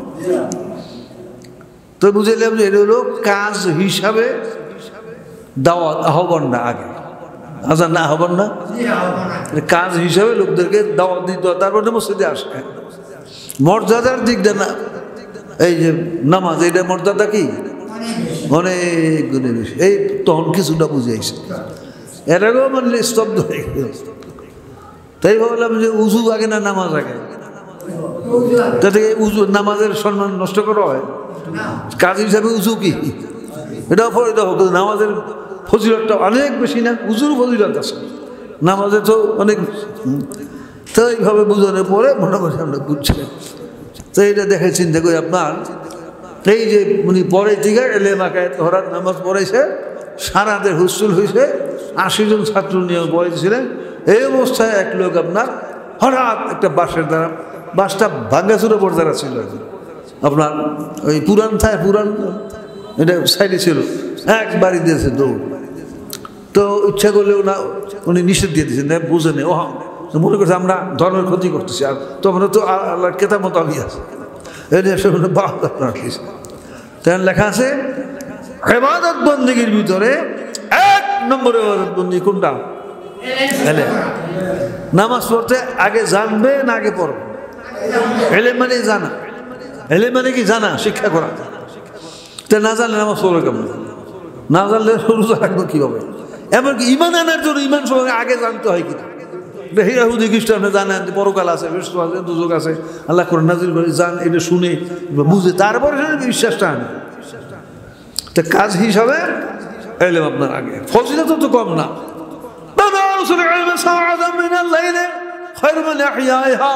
আল্লাহ বর্ণনা করেছেন 1 ঘন্টা এলেম শিক্ষা করা, সারা তো জাগ্রত থাকে নফল ইবাদত করা যে উত্তম। কোন লোক যদি মনে করেন মাগরিব পরে এসা পর্যন্ত এলেম চর্চা করলো, ঈশা নামাজ পড়ে শুয়ে পড়লো, আর এক লোক সারা রাত্র জাগ্রত থাকলো, তাহাজ্জুদ নামাজ পড়লো, শত নামাজ পড়লো, লোকজনে কারে কামেল মনে করবে? যে নামাজ মনে করবে যে সারা রাত্র নামাজ পড়লো, কত তার ফজিলত। অথচ আল্লাহ রসুল হাদিসে কি বলে? তাদারুসুল ইলমি সাআতাম মিনাল লাইলি খায়রুম মিন আলফি শাহর। ঘণ্টাখানি সময় এলেম শিখে এলেম চর্চা করে, সারা রাত্র সজাগ জাগ্রত হয়ে ইবাদত বন্দি করার চেয়েও উত্তম। মানুষের আকীদা ঠিক আছে? একটা লোক মনে করেন যে মসজিদে আপনার ঘণ্টাখানি সময় এলেম চর্চা করলো, শিক্ষা করে ঘুমিয়ে পড়লো, আর এক লোক সারা রাত্র নামাজ আর নামাজ। এই যে আপনার সারা দেশের লোক কারে আল্লাহ আল্লাহ মনে করে, কামেল মনে করে? হাদিসের সাথে পেশ লাগে না? ওটা দুর্নারী ফজিলত, কিন্তু এলেমের ফজিলত বেশি না? হাদিসের আরো উল্লেখ আছে মাসআলাতুন ওয়াহিদাতুন ইয়াতাআল্লাহুল মুমিনু খায়রুল লাহু মিন ইবাদাতি সানাতিন। হাদিসের মধ্যে আসে কোন ইমানদার ব্যক্তি ধর্মে একখানা জরুরি একটা মাত্র মাসলা শিক্ষা করে, খায়রুল লাহু তার যে ভালো বেশি সওয়াব হাসিল হয়। ইবাদাতি সানাতিন, যদি 1 বছর বিরামিন ইবাদত বন্দি করার যে মাসলা যদি গুরুত্বপূর্ণ হয়, ইখলাস বেশি হয়, আল্লাহর প্রতি মহব্বত বেশি হয়, একটা জরুরি মাসলা শিক্ষা করলে কয়দিনের? 1 বছর বিরামিন ইবাদত বন্দি করার সওয়াব তার চেয়েও বেশি সওয়াব। নারে তাকবীর, নারে তাকবীর। সারা বিশ্বের পূর্ণাঙ্গ ইসলাম ইলমে দ্বীন শিক্ষা করা, ইলমে তাসাউফ শিক্ষা করা। নারে তাকবীর। দুরূদ শরীফ আল্লাহুম্মা সাল্লি আলা মাওলানা ওয়া আলা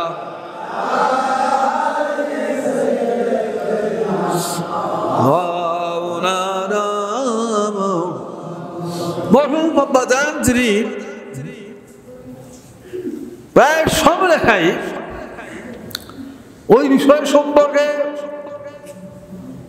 বর্ণনা করার পরে ওই সম্পর্কে দুনিয়ার যে কি হাল অবস্থা বেশি বেশি এটা তিনি বর্ণনা করছেন। বুঝতে পারছেন?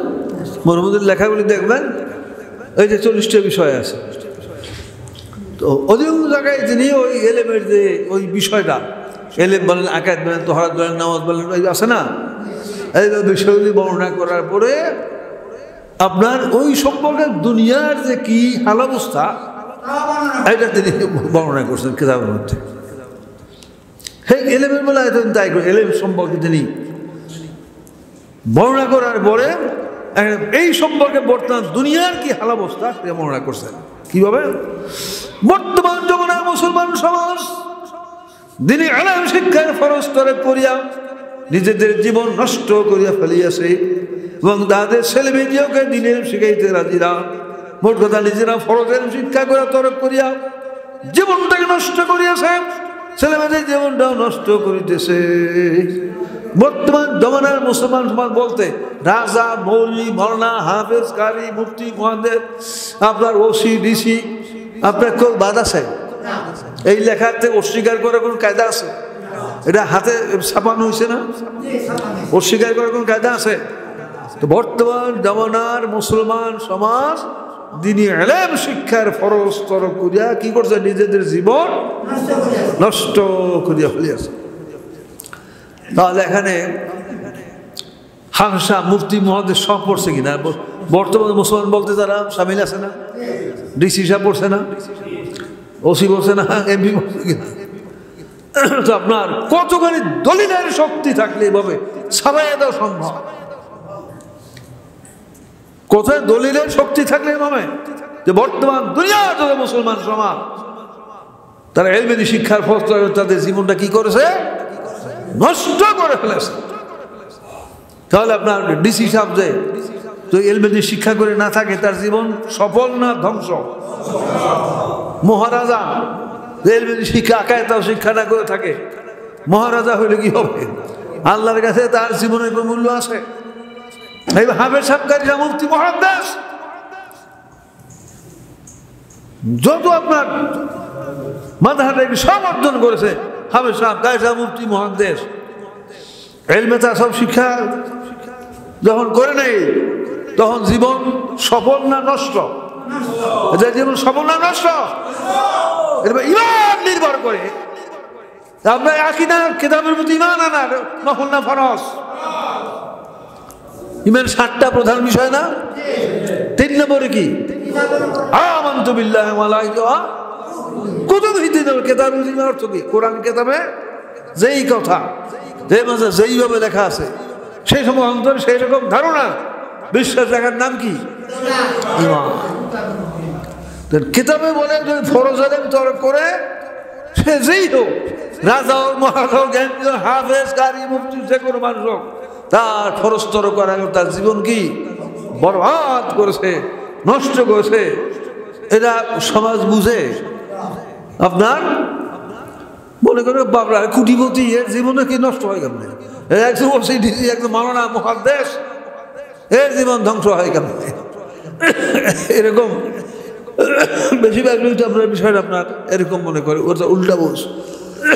আল্লাহ এনে ফরজ তরক করে সে জাহান্নামী।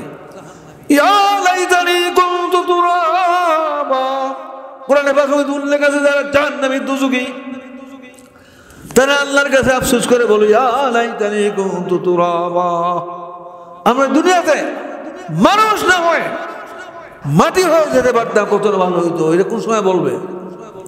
যখন গরু, ছাগল, জীবজনের বিচার করা হবে, একটা একটা গুঁতা মারে না, আঘাত করে না, দুর্বলটাকে শক্তিশালী করে দিবে।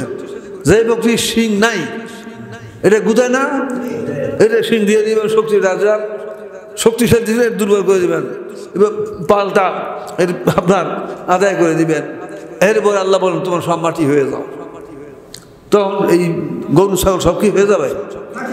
মাটি হয়ে যাবে। তখন ওই কাফের, জাহান্নামী, দুজি, তারা বলবে ইয়া লাইতানি কুনতু তুরাবা, হায় যদি আমরা দুনিয়াতে মানুষ হয়ে শিয়াল করতাম, গরু ছাগল হইতাম, তাহলে মাটি হয়ে যেতে পারতাম, বেহেশত উদ্ধার না বলে আমরা দোজখ থেকে বাঁচতে পারতাম। হায় কতই না ভালো আমরা এই যে গরু ছাগলের মতো মাটি হয়ে যেতে পারতাম। এইটা দেখার পরেই কথাটা এই আকাঙ্ক্ষা যারা করবে, মানুষ না হয়ে যদি গরু ছাগল হইতাম, এই যখন দেখবি মাটির সাথে মিশে যাবে, তাহলে এদের জীবনের দাম আছে?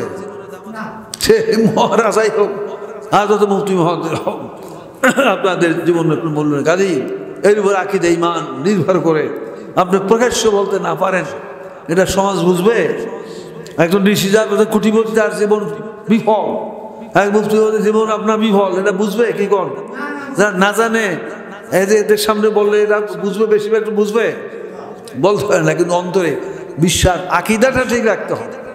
একটা গরিবের গরিব যদি হয়, একেবারে ভিক্ষা করে যদি হয়, কিন্তু হাদি গ্রহণ করেছে, পূর্ণাঙ্গ দিন কবুল করেছে, সেটা তো শিক্ষামূলক, তার জীবন ধন্য, জীবন সফল। উলাইকা আলা হুদা মির রাব্বিহিম ওয়া উলাইকা হুমুল মুফলিহুন। আল্লাহ বলেন ওই সমস্ত লোকেরাই তাদের প্রভুর পক্ষের হেদায়েতের মাঝে এবং তাদের জীবন ধন্য। সুবহানাল্লাহ।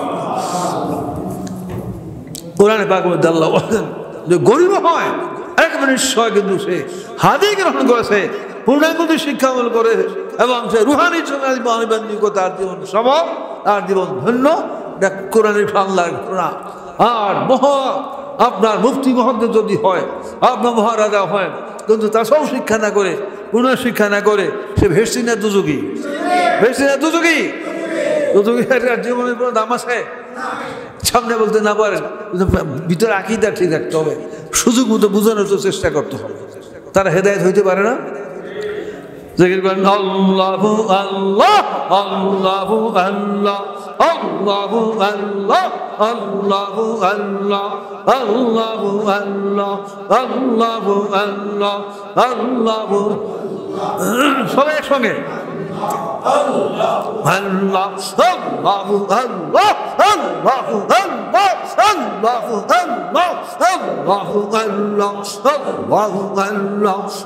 আল্লাহু আল্লাহ আল্লাহু আল্লাহ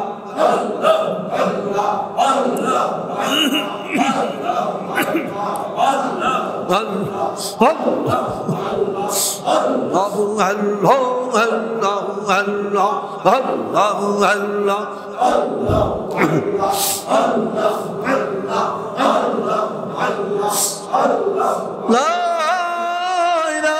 আল্লাহ মুহাম্মাদুর রাসূলুল্লাহ সাল্লাল্লাহু আলাইহি ওয়াসাল্লাম দুরূদ শরীফ। আল্লাহুম্মা সাল্লি আলা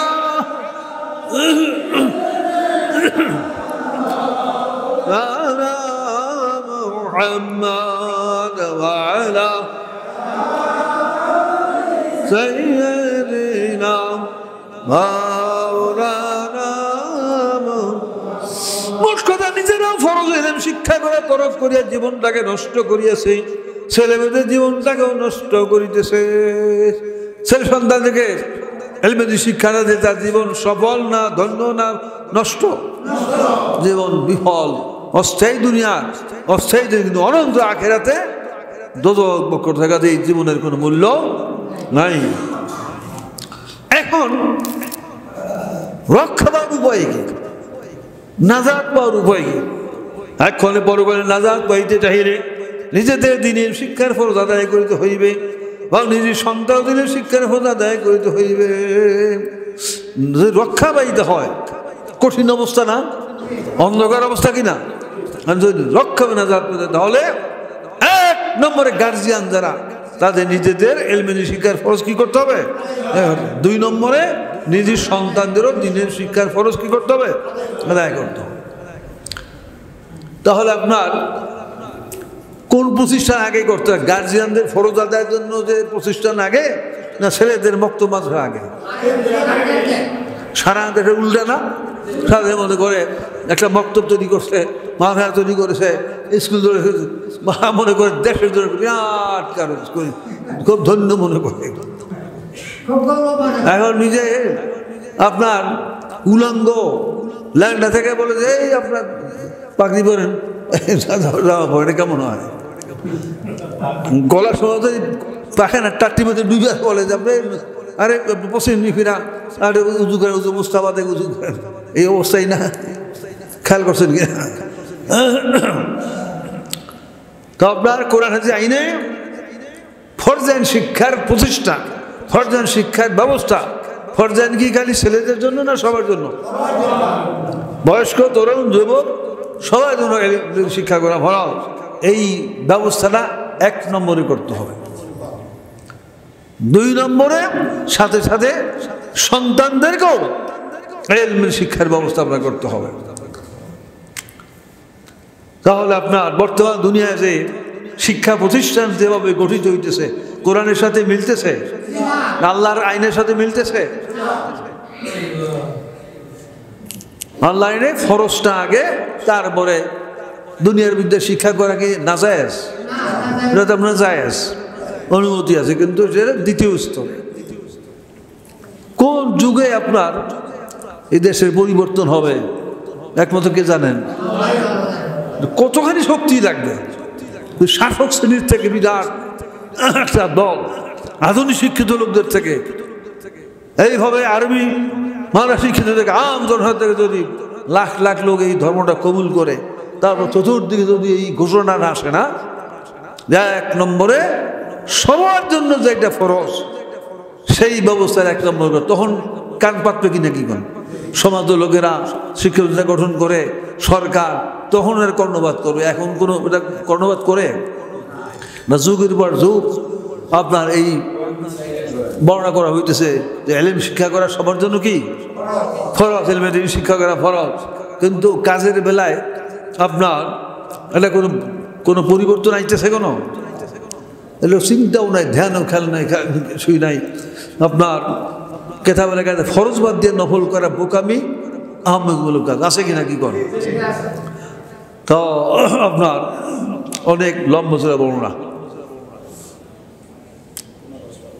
তো এখন দোয়া করে দেয় কি কন? আল্লাহুম্মা আমিন। যারা পারেন তারা পড়েন। রব্বানা ظلمنا أنفسنا وإن لم تغفر لنا وترحمنا لنكونن من الخاسرين। ভয় আমাদের পরবর্তীকার, আমরা আমাদের আত্মার সঙ্গে জুলুম করেছি, যদি তুমি আমাদের ক্ষমা এবং দয়া না করো অবশ্যই ক্ষতিগ্রস্ত ধ্বংস প্রাপ্ত হয়ে যাব। আবার পড়েন রব্বানা ظلمنا أنفسنا وإن لم تغفر لنا وترحمنا لنكونن من الخاسرين। পিতা মাতার উদ্দেশ্যে সবাই দেবে, সবাই বলুন রব্বিরহামহুমা কামা রাব্বায়ানি সগীরা। ওহে পরবর্তীকার জীবনের মাতা পিতার উপরে, বাপ মায়ের ভাবে রহম করো, যেইভাবে আমরা ছোট থাকা অবস্থায় আমাদেরকে আমাদের মাতা পিতাগণ অত্যন্ত স্নেহ মোহাব্বতের সহিত লালন পালন করেছিলেন। ওয়াফানা ওয়াকুলনা ওয়ারহামনা আনতা মাওলানা ফানসুরনা আলাল কওমিল কাফিরিন। আয় আল্লাহ, সব কিছুর মাধ্যমে সওয়াব সর্বপ্রথম আমরা হযরত নবী করিম সাল্লাল্লাহু আলাইহি ওয়াসাল্লামের রূহ মুবারকে বখশিশ করে দিলাম। সমস্ত আম্বিয়া کرام সাহাবায়ে کرام কামিল পীর মাশায়েখ ওয়াহিদ খাস করে বিশ্বজগতের সর্বশ্রেষ্ঠ আলেম নায়বে মুজাদ্দিদ আল্লাহ শাহসুই খাদেম আলাইহিস রাহমাতুল্লাহ আলাইহির রূহ মুবারকে আমরা বখশিশ করে দিলাম। আল্লামা শাহ আব্দুল ওয়াহিদ সাহেবের রূহ আমরা বখশিশ করে দিলাম। আল্লাহ মুরব্বি সাহেবকে আমরা বখশিশ করে দিলাম, আসগর সাহেবকে বখশিশ করে দিলাম। আমরা আমাদের প্রত্যেকের পিতা মাতা, আমার আত্মীয় স্বজন, ভাই ব্রাদার, আপনজন যারা দুনিয়ার থেকে বিদায় নিয়ে কবরে চলে গেছেন, প্রত্যেকের খাস এলাকায় চতুর্দিকে যতগুলি কবরস্থান আছে, তাতে যারা শাহিদ পুরুষরা ইমানদার, প্রত্যেক রুহ এবং সমগ্র দুনিয়ার জিন্দা মুর্দা সকল মুমিন মুসলমানদের আর হয় আল্লাহ আমরা সবাই হাতিয়া বখশিশ করে দিলাম। আল্লাহ দয়া করে মেহেরবানি করে সমস্ত মুমিন মুসলমানদের কবর ভেস্তের বাগিচায় পরিণত করে নাও। আল্লাহ যদি আমরা গুনাহগার, কিন্তু তুমি তো গফফার, যদি আমরা পাপী কিনা আল্লাহ তুমি তো ক্ষমাকারী। আল্লাহ দয়া করে মেহেরবানি করে জিন্দা মুর্দা পুরুষ লোক মেয়ে লোক আমাদের সকলের জীবনের সমস্ত গুনাহ মাফ করে দাও। আসমানি জমিনি ইহকাল পরকাল সর্বরকম আযাব গজব বালা মুসিবতের থেকে আল্লাহ দয়া করে হেফাজত করো। রোগীদেরকে আল্লাহ দয়া করে দ্রুত শক্তি সুস্থতা তুমি নসিব করো। সংকট মুসিবতের রায় মুক্তি দান করো, হালাল কামে বরকত দান করো। এলাকার বাংলাদেশের খাস রহমত বড় শান্তি নাজিল করো, সারা দুনিয়া আল্লাহ তোমার পক্ষ থেকে রহমত নাজিল করো, প্রত্যেকের মনে নেক মকসুদ পূর্ণ করো, চাকরি ব্যবসা বাণিজ্য বিভিন্ন রাষ্ট্রে আছে দূর দূর রহমত নাজিল করো, পুরুষ লোক মেয়েরও সকল সকলকে কবুল মঞ্জুর করো, সকল রহমত নাজিল করো আল্লাহ, তোমার রহমতের সব মধ্যে করে দিলাম। দয়া করে পুরো মুস্তাফা বিশ্ববিদ্যালয়কে কবুল মঞ্জুর করো, আমিন আমিন বিরহমাতিকা ইয়া আরহামার রাহিমিন, বিওয়াদাতে কালিমাতে তাইয়্যিবা লা ইলাহা ইল্লাল্লাহু মুহাম্মাদুর রাসূলুল্লাহ।